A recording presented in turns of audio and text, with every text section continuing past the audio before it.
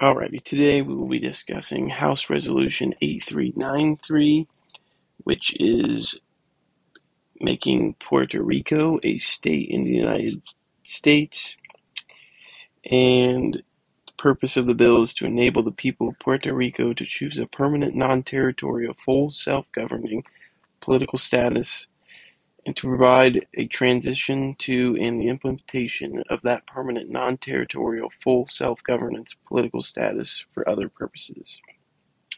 It's introduced by Democrat Raul Grijalva, Democrat Nidia Vázquez from the New York 7th District, Republican Jennifer Gonzalez Colon, she is the Puerto Rico Resident Commissioner, Democrat Darren Soto, Florida 9th District, and Democrat Steny Hoyer from Maryland's 5th.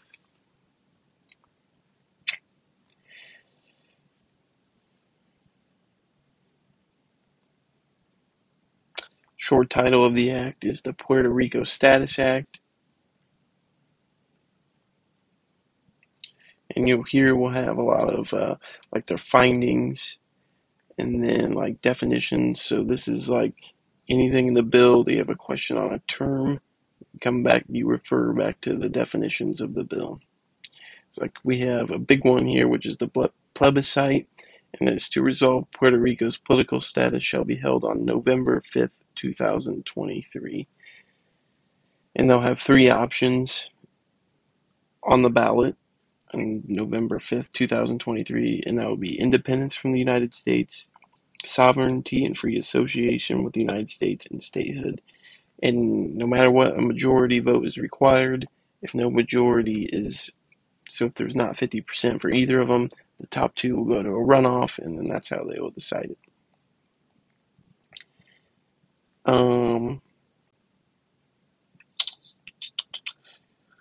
little bit more mumbo jumbo. Okay, so in section 6 is where they talk about how they're gonna run a taxpayer-funded campaign just to educate voters on the ballot and what it's about and how it'll affect them. The Elections Commission in the United States will submit a ballot design and the education materials to the U.S. Attorney General for review, and they cannot make more than one submission of the ballot design.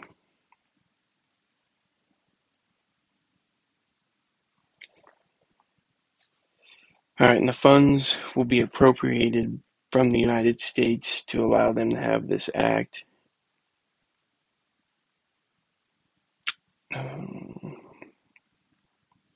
So here we go.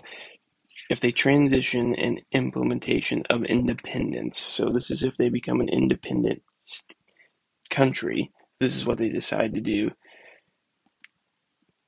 The first thing they have to do is have a convention and formulate and draft a constitution for Puerto Rico, and basically that constitution has to have due process and equal protection under the law, freedom of speech, the rights of the accused, any economic, social, and cultural rights, provisions to ensure that no individual born in the nation of Puerto Rico shall be stateless at birth, and then they can submit it no longer than 1 year after the convention, and the voters of Puerto Rico will ratify it or reject it.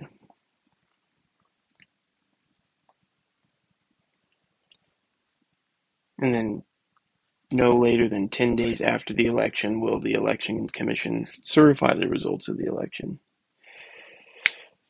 Now, if they become a state, the president will need to initiate a review of the federal law with respect to Puerto Rico, including taxes, healthcare, housing, transportation, education, and entitled programs.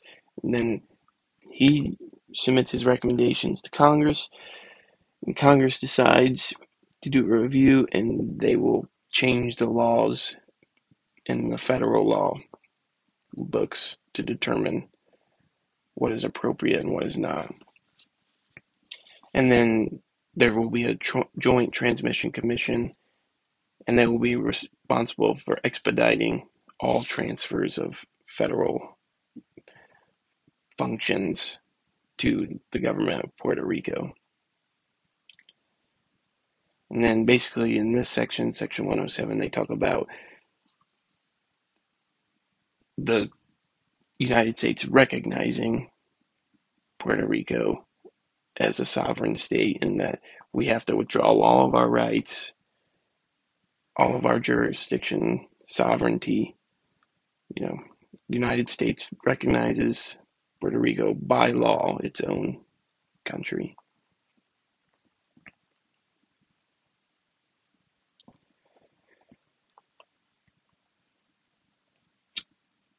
So, and then immigration, people who are born after the proclamation are now subject to United States immigration laws. They're not able to freely come back and forth like they are now. It's the same way with like work visa ships. But if you were born there before, you'll be subject to what you currently have, where you can freely come back and forth. But you will need a passport if you were born after the proclamation.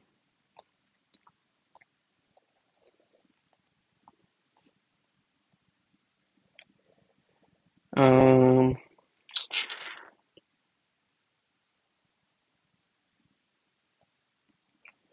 Basically, right here, they're just talking about how the United States is going to transfer all their funds that they still owe, and because right now they don't, they pay into a lot of stuff that we have. They don't pay into federal taxes because they are a territory currently. So, but we do give them money, just like we give every other state money. All right, now this is a little complicated, and it's a transition and implementation of the sovereignty and a free association with the United States. So basically, it's the same as independence, but the United States still kind of has control of their land. Like, we can decide where we want their military bases, whether they get funds, and they're really dependent still on U.S. money. And they have the right to self-governance, so they can decide what kind of government they want, etc., etc. All right, now let's discuss if they're going to transition and become a state, if that's what they vote for a majority of. They will become a state 1 year after the results of the election, and they will get the same rights as any other state in the union. So equal footing, no ifs, ands, or buts. And then again, the president will review federal law with respect to Puerto Rico, including taxation, healthcare, housing, transportation, education, and title programs.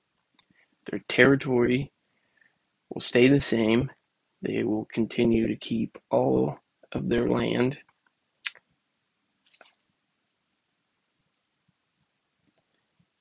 And for their Constitution of the State of Puerto Rico, it shall be Republican in form. So just like ours is Republican in form, where it's you have you have a lot of checks and balances in your government. You have three bodies of government: the executive, judicial, and legislative.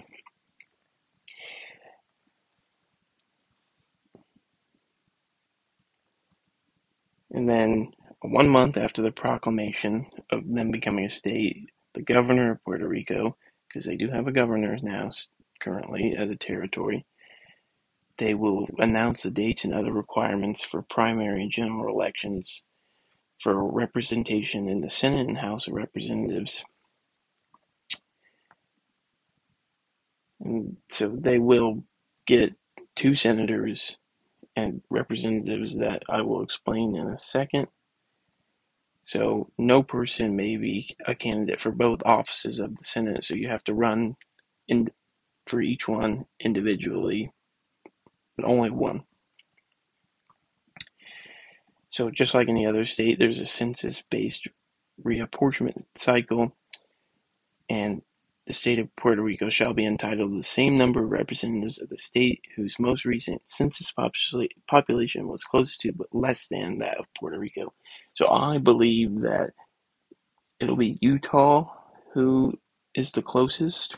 They both have around 3.2 million people, and Utah currently has 4 representatives. So Puerto Rico will get 4 representatives, and that'll actually shake up the rest of the union on who loses some and who gains some, or not gains some because Puerto Rico gains all 4, but who loses.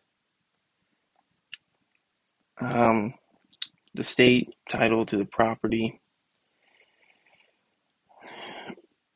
again, they should retain all their property, real and personal, held by the territory of Puerto Rico. The United States can't come in, and the federal government can't cut Puerto Rico in half and say, okay, actually, this is ours and you get the rest. Unless there's acts of Congress, executive order, or proclamations by the president or the governor of Puerto Rico wants to give away land, but that won't happen. The will